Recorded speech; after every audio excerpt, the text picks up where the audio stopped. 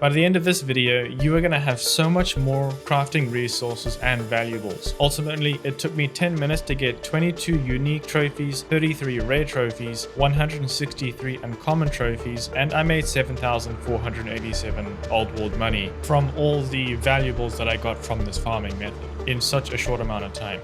Keep in mind this was in 10 minutes. I didn't do the whole night. So if you choose to go farming late into the night, then you'll obviously get a lot more resources than this. But this took me 10 minutes. If you want to learn how to farm crafting parts, feel free to check out some of my other videos. The location we're going to go to is a dark hollow right here underneath the fisheye. It's really close. And you ultimately want to activate a volatile hive in order to be able to have the virals spawn, because the virals are what have all the loot, or at least this is a safe way to do it. Volatiles have them, but with the new update they can be pretty difficult, especially for new players. So this method is going to make it super safe without having to deal with many volatiles. Keep in mind that having a couple UV bars just for a backup is going to be pretty helpful, but not necessary. Having a toughness booster might come in handy once in a while too. I really like this method because you don't have to deal with the volatiles. They get stuck on the other side of the wall when you're inside. So this is pretty much a win-win. You can, however, go ahead and loot these bodies at the end, which I'll show you as well. So you get a little bit more mutation samples out of this too. In total, after 10 minutes of farming, I was able to get over 3,000 mutation samples, which is quite nice. So the first trick in doing this is, like I mentioned, finding a Volityle Hive, which is in this dark hollow right next to the fisheye.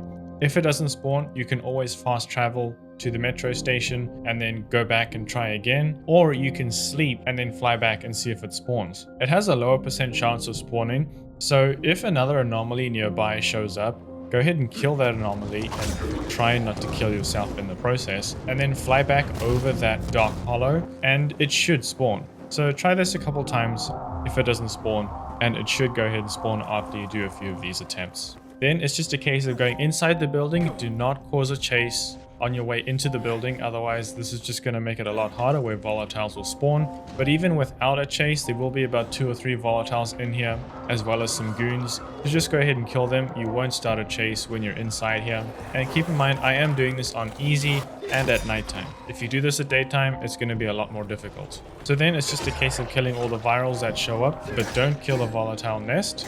You want to keep this going because this is what calls the enemies. I recommend not using a weapon that has shock or any other mod that might affect enemies surrounding you, because you don't want to kill the hive accidentally. But contrary to that, I just stuck with it because it's just the weapon I had. If the virals kind of slow down in the numbers or spawning rate, or maybe they stop entirely, you can always just run on the second level of the building inside and they should start spawning again.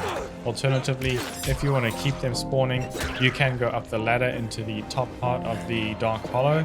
Keep in mind though that this will cause volatiles to move around and find ways inside, so you might have to deal with 1 or 2 again, but then you're totally fine after that. Once you kill them all, go ahead and loot up everything. And like I mentioned, there are going to be volatiles that were stuck outside. And because I threw a whole bunch of UV bars while I was resetting the viral spawn rate, some of those volatiles did die, as well as the infected that were there. And the volatiles died on the side of the building when the new day started. So when the day ends, those volatiles will go ahead and die, and you can just pick up their loot, which includes mutation samples and some of the other unique and rare trophies. And they might even have some morphine or any other artifact valuables, which will sell for a lot of money. And you can see that those volatiles died outside here when the day started, so I can loot all of that loot here. Oh, and by the way, you probably noticed that I do have a lot of loot and gear. So if you don't want to do all of this manual looting, you can just become a channel member and I'll drop it to you in-game. That supports the channel so I can continue making free content and helps you out too.